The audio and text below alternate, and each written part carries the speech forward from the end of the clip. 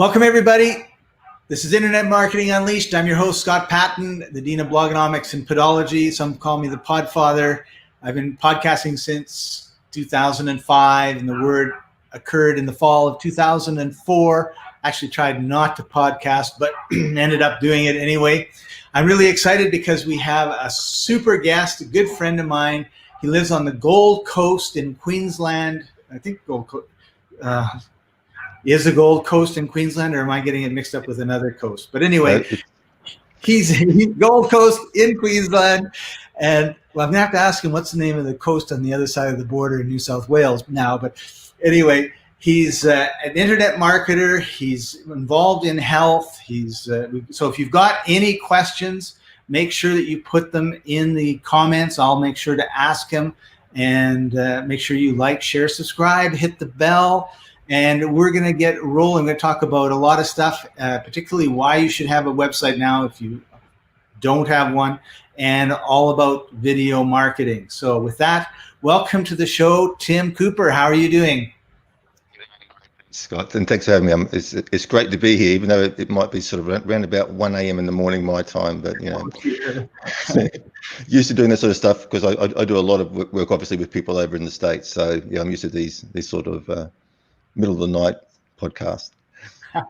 So tell us a little bit of your background and how you got into, the internet marketing side of it, because I know that's not where you started.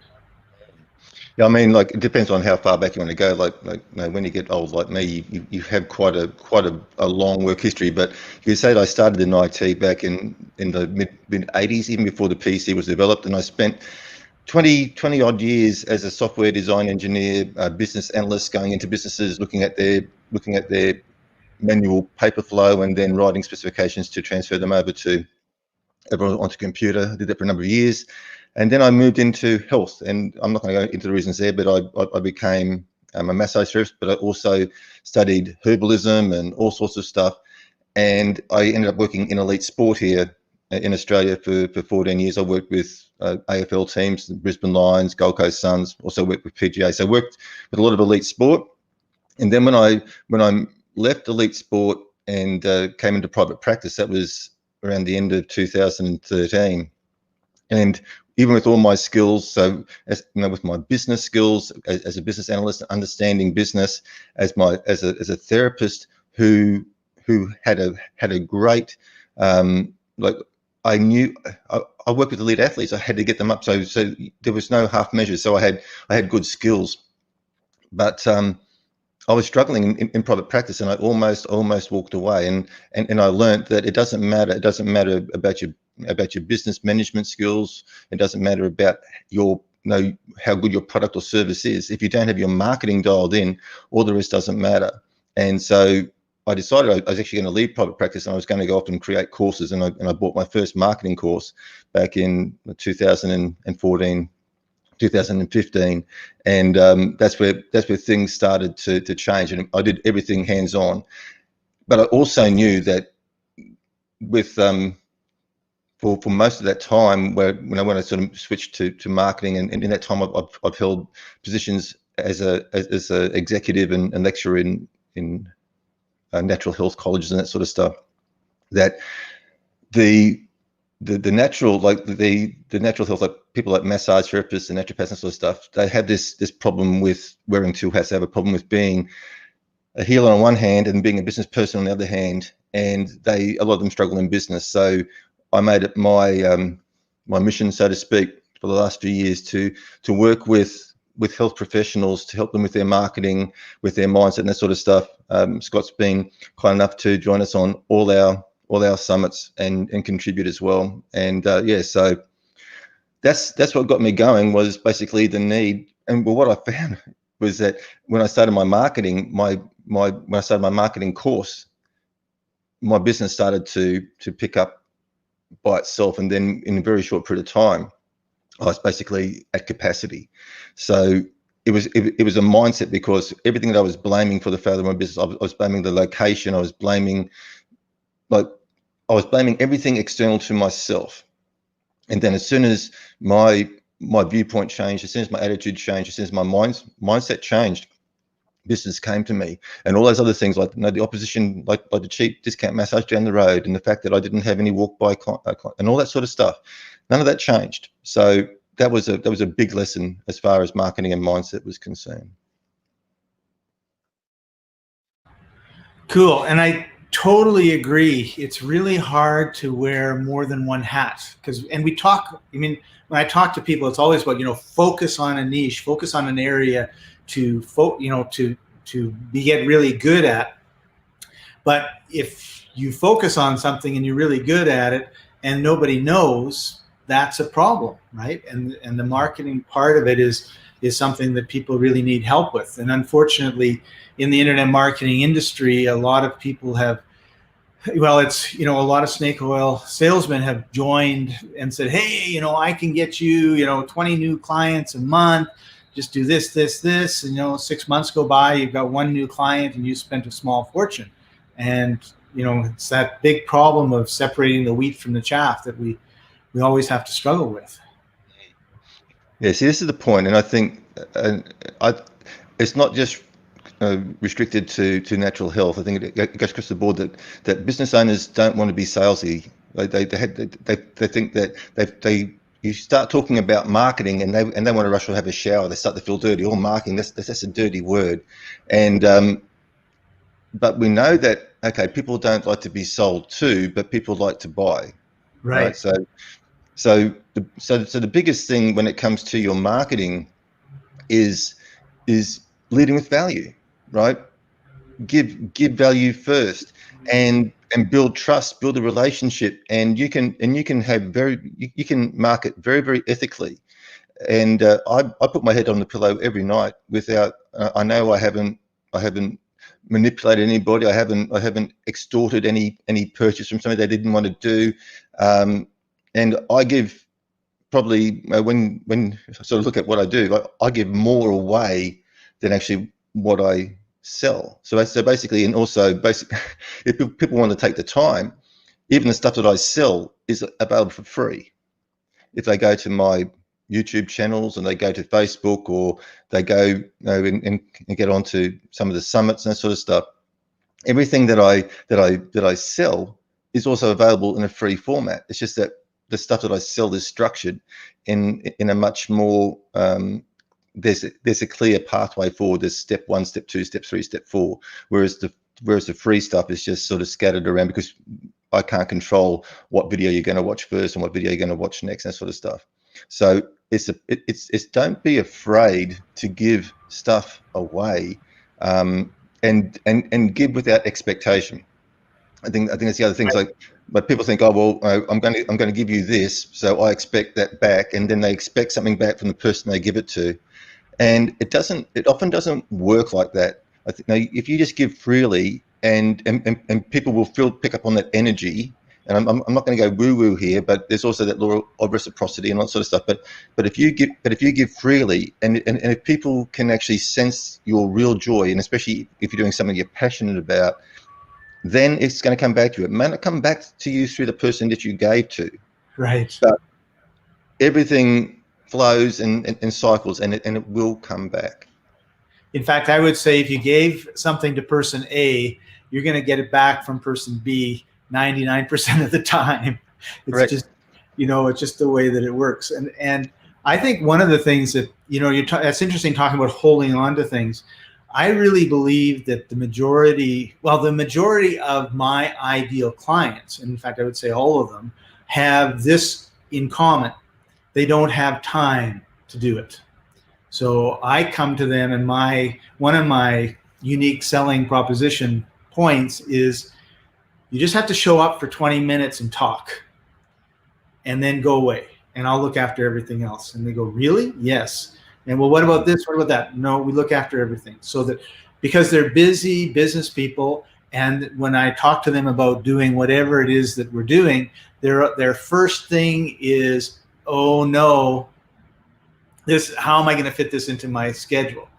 And so I just say, hey, we look after everything. And they're smart. I mean, they can go and figure everything out that I know, but I've learned it over 20 years. So they're thinking, well, I'm going to, I can learn it, and then I can learn it. and figure it all out and how it all connects, it'd take me 20 years of full-time work. So why not just get Scott to do the work? And I think when we identify a market, whether like it's health professionals, in your case perhaps, then focus on being the best health professional you can, and let Tim coach you into how he can pull out of you the information that makes the people want to be with you so that you can help them, right? And it's not about selling them, it's about educating. Like, face it, if you educated, so I'm not talking to you, Tim, I'm talking to a massage therapist. I'm talking to Tim, the massage therapist. If you could sit down for an hour with me and I told you about this kink here and that kink here and how my knees this way and all the rest of it, as a massage therapist, you could teach me all these things about why it's happening, and then why when you do this move and that move and you do whatever it is that you end up doing, and it's going to make life better for me, right? And but you don't have that hour to spend with me because you're busy trying to do your stuff. And that's what you can do, Tim, is Tim, the internet marketer, can come along and say, okay, I want to do this video with you on these topics, and this is going to educate people. So wouldn't it be nice if your potential client walks in the door and they know 80% of what you're going to tell them, so that they can just get to the point of, this is where I've got my problem, and can you help me? And then you go, yeah, I can. Great. How many weeks should I be coming? And my chiropractor, the very first chiropractor that I went to, because I knew that I was sitting at a desk way too much, and it was part of the company that I was working for's benefit package, so for 2 years, every month I went and saw this chiropractor. I'm trying to think if it was twice a month or not now.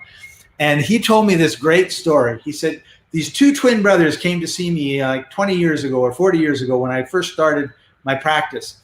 And one of them came like 5 or 6 times and then never saw him again. The other one came every month for 10 years or 20 years.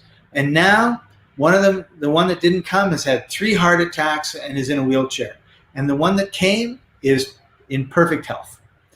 Now I know he's not lying to me, right? And I'm not thinking he's trying to sell me on coming consistently. I'm thinking I want to be the brother that's walking, not the brother that's in the chair, right?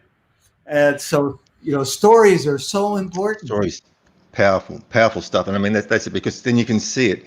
Like I was just talking to somebody the other day about some videos that I made, where I actually had like a doodle happening behind me, and that's not a rude word, like a hand drawing doodle happening behind me, and with a green screen I was actually in front of it. And I was talking that these are very engaging type videos, but then when I actually set him in front of the computer and actually showed him, he was blown away. I said, so would you have got that vision if I had just sort of just said those words? He said, no, you can't. So that's the thing with the video. But coming back to the other thing that you were saying, I don't know, I forget the author, but the book's called Good to Great, and it's all about concentrating on your strengths, because there are a group of people out there who say you've got to identify your weaknesses and then work on those and turn them into strengths and that sort of stuff. And the problem when you do that is you just end up with a lot of strong weaknesses, right? Yeah. And so the idea is that, because if you like doing it, then you would be strong at that. But you don't like doing it, so you ignore it until you can't ignore it anymore, and then it blows up in your face. Yeah. That's what we're saying about good to great. So the way to get from good to great is just concentrate on your strengths, and then find other people around you who can help you with the stuff that you're not good at. And that way, then you just keep on moving forward, and you just keep on developing your strengths to become great.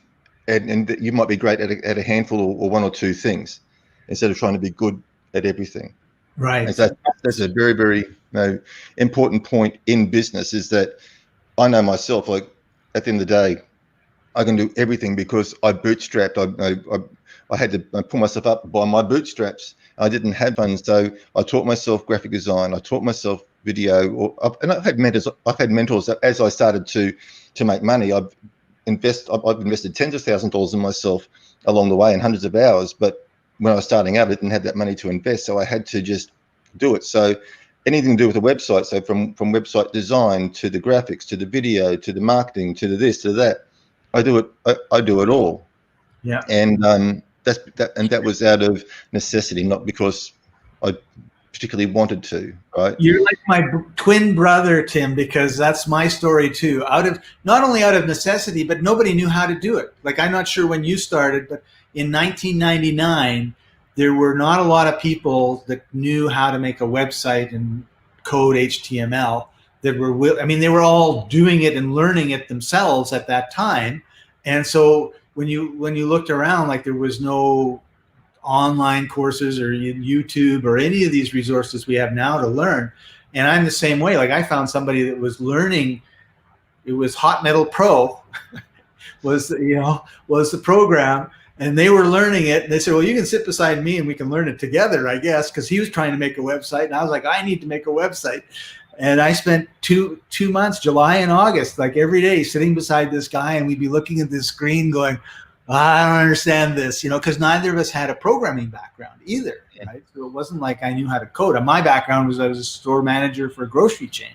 So it was, those days you really had a lot less opportunity than you have today to learn these things. Yeah, we didn't have these amazing platforms like the ClickFunnels and the GrooveFunnels and the Lead. We didn't have that. We built our web pages one letter at a time, and I was Right. doing the same thing. HTML, CSS, PHP, even right down to credit card verification. So I had to even know when somebody was typing in a credit card information, I actually had to run the algorithm, to know whether that credit card number they were plugging in was valid and that sort of stuff. So I could invalidate it if it was incorrect, that sort of stuff. All this stuff now people don't have to worry about, and I don't know whether it's a good thing or a bad thing. I think the reason why I build the websites I do today is because I do have that really solid background. But I also by the time I started writing websites, I'd already been programming for about 15 years. So I came from a very solid background in it. Yeah. But so we have a comment from our friend Stan in Kenya. Welcome to the show, Stan. Long time no talk. Hope you're well. Stan from Kenya, East Africa. We connected through last year's Work Freedom Summit. That's right. Yes, I remember, Stan, and thank you for all your support. And we're actually friends on Facebook, and we have messaged back and forth a few times. So great to see you here, man. All right, so let's talk a little bit about what you do for, and I'm just going to say health professionals in terms of websites. So let me just bring up your website here. So that reminds me, the Gold Coast is on the Queensland side of the border with New South Wales. What's the name of the coast on the south side? It's just coast. It's just like Tweed. Gold Coast is famous, and obviously it doesn't stop at the border.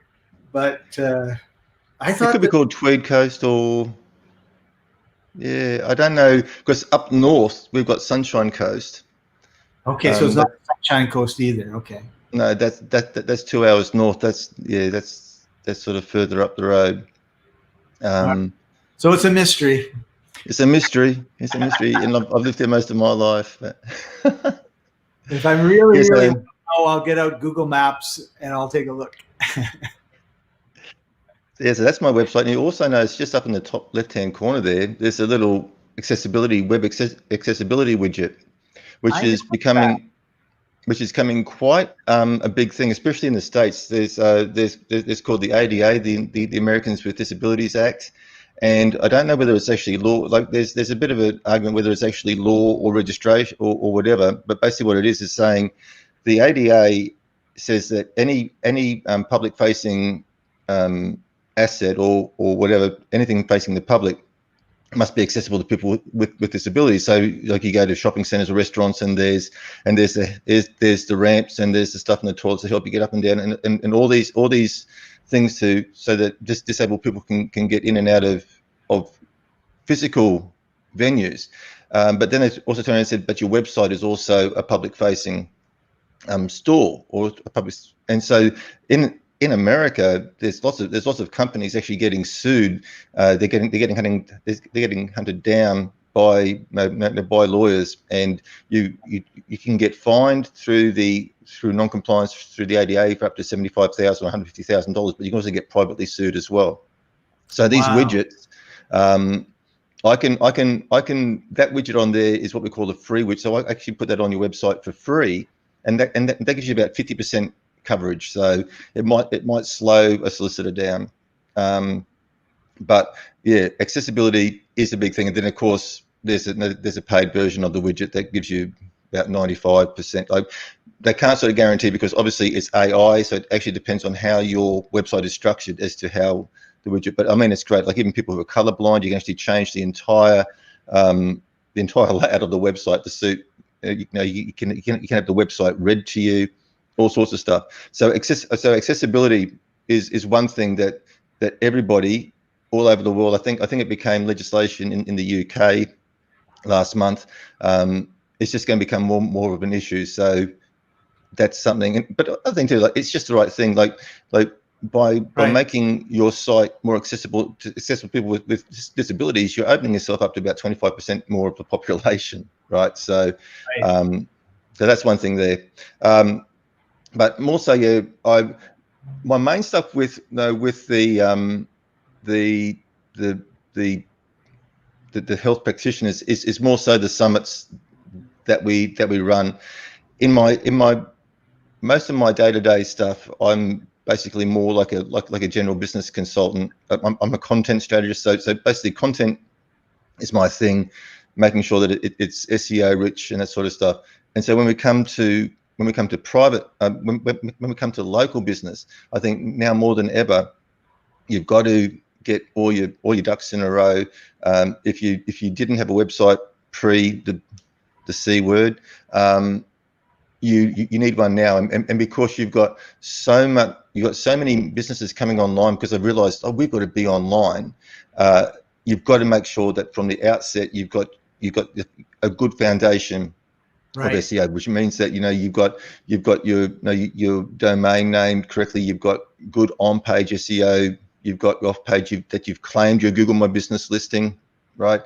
56% of businesses out there still have not claimed their Google My Business listing. And what Google My Business will do is it puts you on the first page of the Google results when people are actually searching. Excuse me.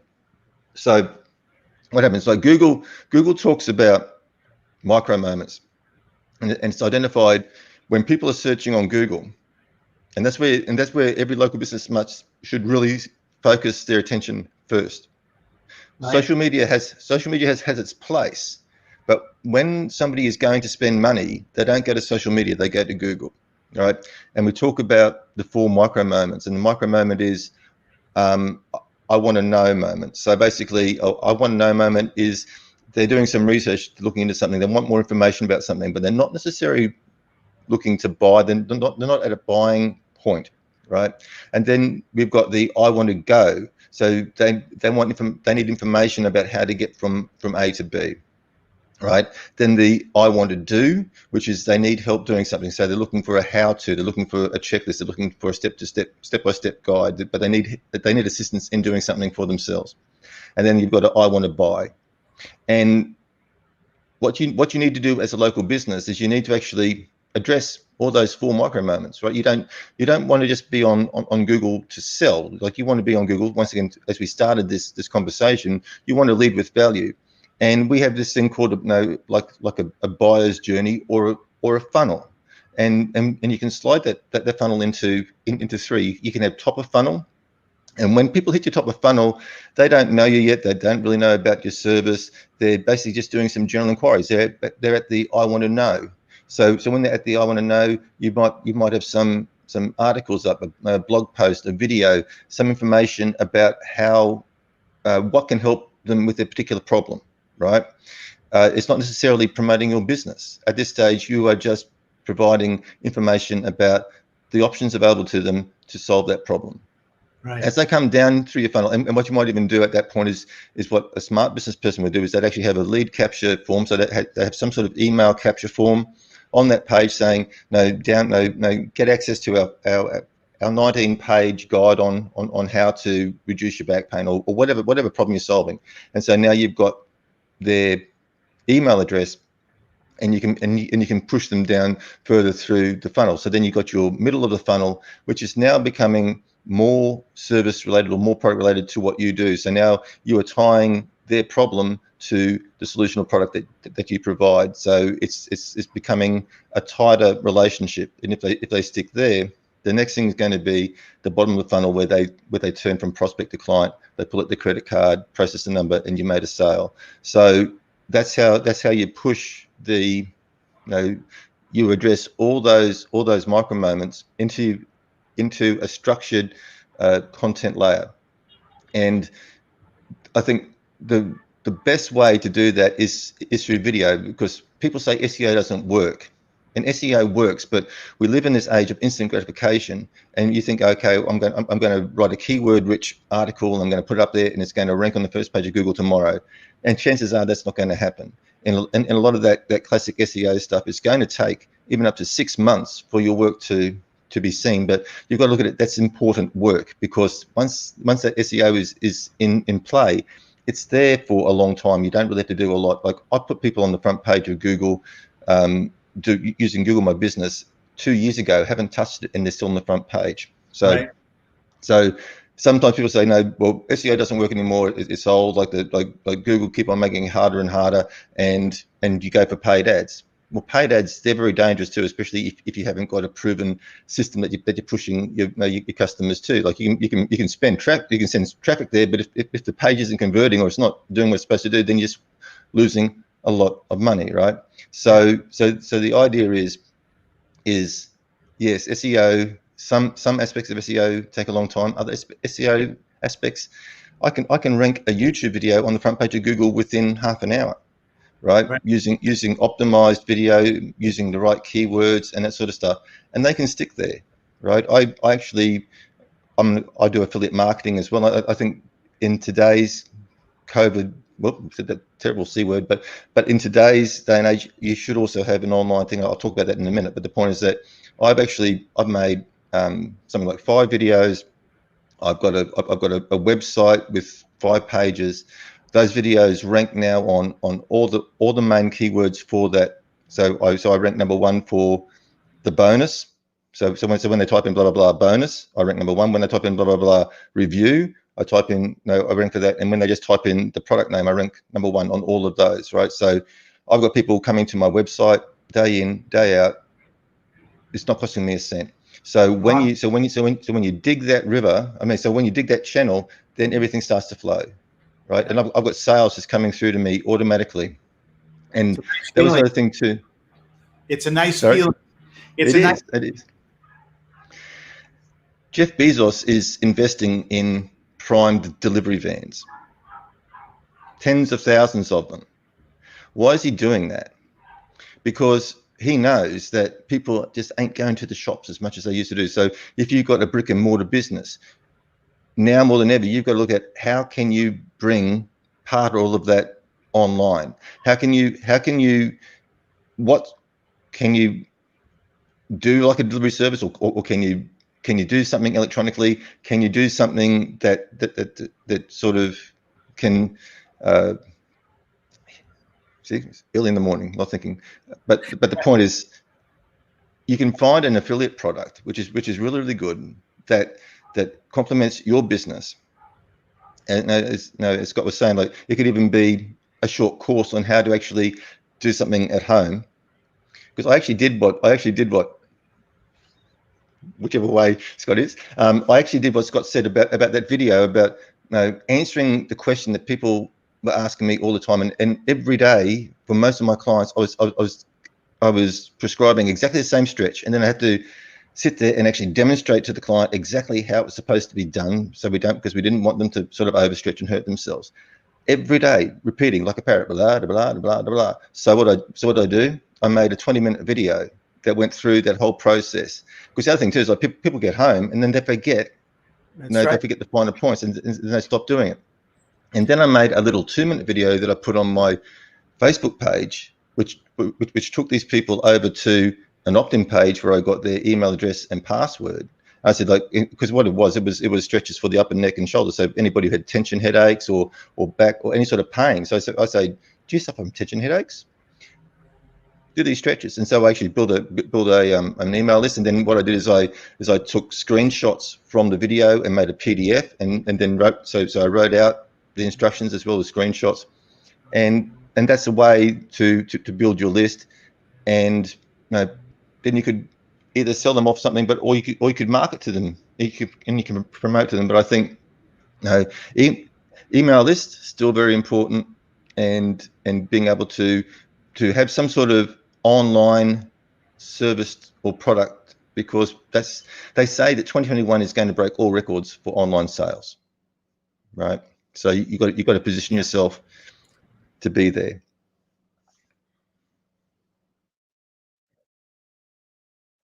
Yep.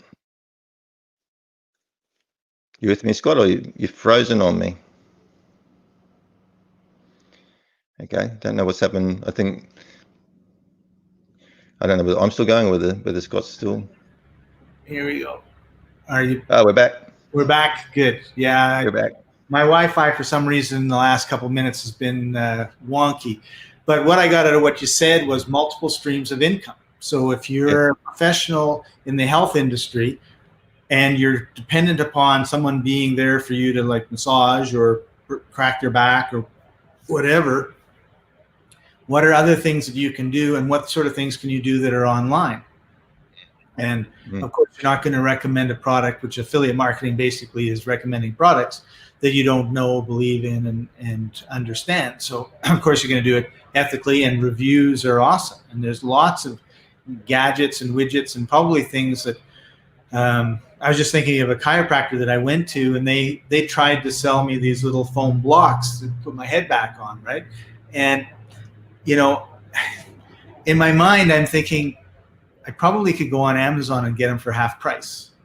So, you know, and they're going to be saying, well, you know, we make a lot more when we sell them full price, but they would have been better off, I think, with all of their clients is emailing them every month and saying, here's a product that we think is really helpful. And yeah, you can get it you can come down and get it here and support us. Thank you for doing that. But you can also get it, let's just say, on Amazon. And those of us that feel like we're spending too much on our chiropractor would still get his $5 or $10 from a lot more people who weren't going to buy from them, right? And so I think you got to price it competitively, but and think about what are the things that people need. Like as a therapist, that I actually did more like the pain and injury management side. So my clients would get homework. So what did my clients need to do their homework? Well, sometimes they might need a tennis ball to do their own triggering, or they might need a spiky ball, or they might need a foam roller or something. And they come back the next week and say, well, did you do your exercise? Oh, no, I didn't have a tennis ball. So what do you mean you didn't have a tennis ball? You can buy them maybe for $3 for $2 down at the supermarket. Oh, I didn't have time to go. So what do? You have tennis balls and that sort of stuff, and you sell them. Right? Well, you give them to them. I mean, I say to people, you know, a good way to get somebody into your business, this is before all this other what started, was have a kit and have a tennis ball, a spiky ball, and a foam roller. Buy them at wholesale price and actually give them to your client as an introductory first consult. So you might be charging $150 for your consult. You might be giving away $20 worth of wholesale stuff to the client. But you say this stuff actually is worth $50, and so they think, wow, I'm going to this person, I'm getting a $50 sort of discount, but you're not really discounting anything. Plus, you're also putting the tools in their hand that is actually going to help you give that person a better outcome. So right. These are just things that and one thing that we were talking about when the shutdowns first started, that given as a hands-on therapist, what you could do over a Zoom call was actually you could actually do an assessment, so you could actually get the person to sort of turn this way, and then you could instruct them on how to do self-treatment, instruct them on how to do home stretches and triggering, that sort of stuff. So you've got to think. Well, I don't even think you think outside the box. You've got to destroy the box. We're in a brand new normal. And things are never going to go. Don't sit there and wait for things to go back to the way they were, right? It's not going to happen. So now, destroyed. yeah, it's gone, right? Yesterday's gone. So you've got to look at what's coming tomorrow, and basically what's coming tomorrow is people's reluctance to go out and shop, people's reluctance to go out and mingle. So you've got to look at getting yourself online, getting offers online, and blending. Yes, you might still have some people coming into your shop, but think about how you can serve your clients, how you can bring value to them, either through the post or whatever. So we have a question from Stan. You just said you also do content creation. What resources do you use to ensure you create quality content, which is SEO optimized mostly for technical writers? Interesting question. Yeah, I mean, firstly, we obviously have to pick a topic that we're going to write on, and then I use a tool called Keywords Everywhere. It used to be a free tool. Now it's a paid tool. I also use a couple of tools, but that will give me indications on what people are searching for, because what you need to do is you need to be answering people's questions. There's a lot of fantastic content sitting on the internet, but it's sitting in a dark, dusty corner because nobody knows it exists, because people were telling people what they need rather than what they want. So firstly, you've got to find the questions. If you're talking SEO, obviously you've got to find the questions that people are asking, because that's the stuff that people are typing into search engines. And then if your SEO is geared around what they're typing into search engines, then your content is going to be seen. There's another great tool called Answer the Public. Once again, that used to be a totally free tool. Now there's a free version, but it only allows you to do 2 searches a day. But Answer the Public sort of automates the process of pulling. So you can type a keyword in there, and it will actually pull stuff from Google, and it just comes from a Google API where it pulls out when you go to Google and you start to type in a search into Google, and the suggested searches drops down. Well, that Answer the Public just automates that. What Keywords Everywhere does gives you suggested searches as well. So saying, well, people who search on that also sort of search for that, and here's the search volume. So it gives you information there.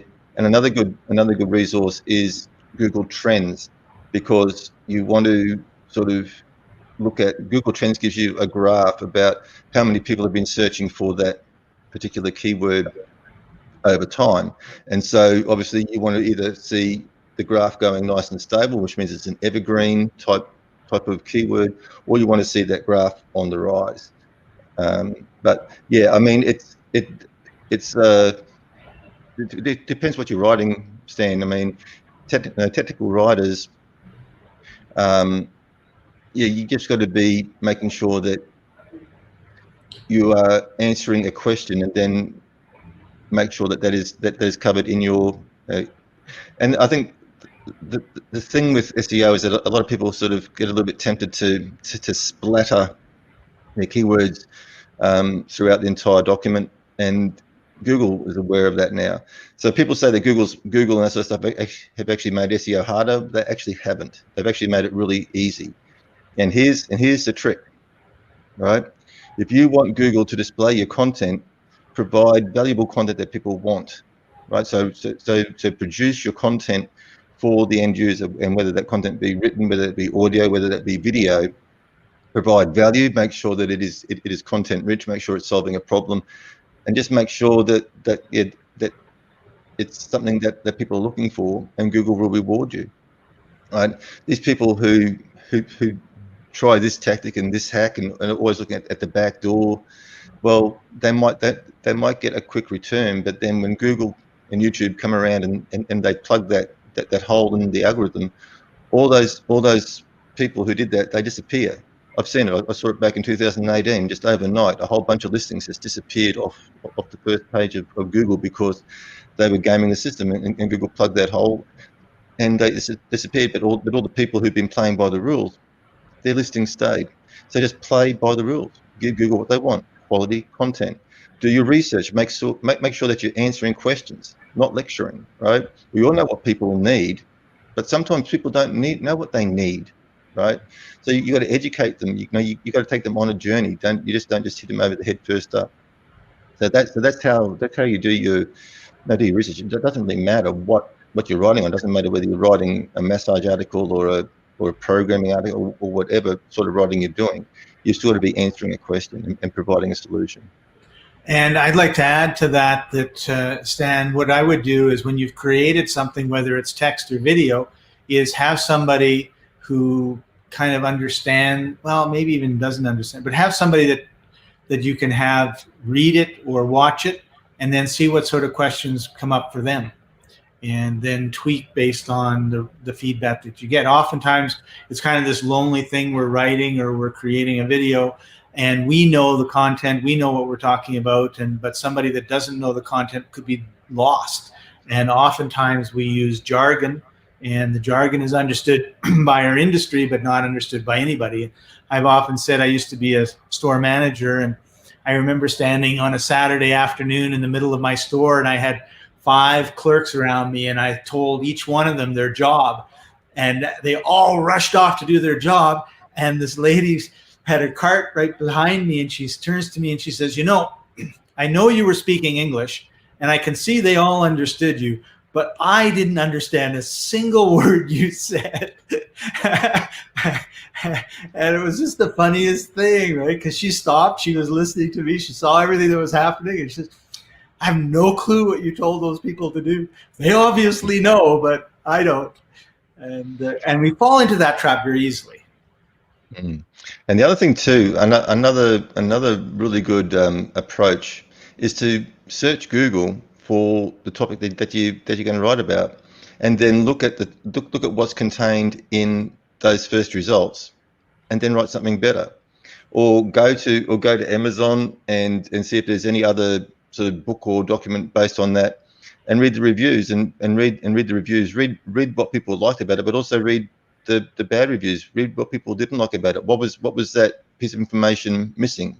So what were they really looking at, and they didn't find it in that particular document? So there's also a way you can do the same thing on YouTube. You can search YouTube videos, go through comments, see what people like, see what people are still looking for. There's lots and lots of ways to find it, but that's one way, is to just go and search on Google, see what's already there, and produce something better. Awesome. Tim, we're coming to the end of our time together. Thank you very much for taking time out of your busy night when you should be asleep. And your website is below, and it's also in the comments, regardless of where you're watching. So please go over and check it. Do you have any last words of wisdom or tip that you'd like to leave our audience with? I was saying I do have a free gift that you probably won't find on that particular website.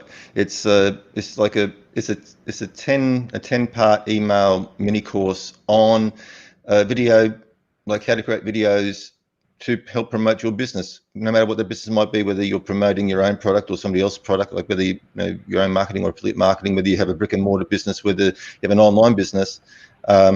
So you can go to valuedvideo.com/free and opt in for that free mini course. And what will happen is just every day you'll get an email giving you a link to another video, and all the videos, like they're not long. I think the longest one's about 20 minutes, but most of them are around about the 15-minute mark. And it will just give you a whole bunch of ideas on how to actually start to create videos, even if you don't want to appear on camera, even if you've got no equipment, even if you don't even want to talk, right? I cover all those things that people think are obstacles. But I think video SEO and creating videos is the quickest way to get yourself ranked in SEO. I mean, no rank in Google, so you can grab that. Did I spell it correctly? Yep, that's correct. Valuedvideo.com/free. Yep. Don't know whether we need the www, but yeah, that might. Yeah, I'm sure www will still work, but valuedvideo.com/free, and so that's it. I mean, that will then also give you my email address if you've got any questions about video marketing. Out of all the marketing I do, I still find video marketing probably the quickest and easiest foothold as far as SEO is concerned, and very solid SEO. So Great. Awesome. Well, thank you very much, Tim, for spending this time with us. Really appreciate it. Really appreciate you. And I look forward to having you back on the show again. Oh, for sure. I love coming back. It's been a long time since we chatted, my friend. So yeah, it's been a pleasure catching up. It's been a pleasure sharing, and I'm always happy to come back. Awesome. Thank you. And thanks for joining us, everybody. This has been Internet Marketing Unleashed. I'm Scott Patton, your host, and we'll see you next week. Bye for now.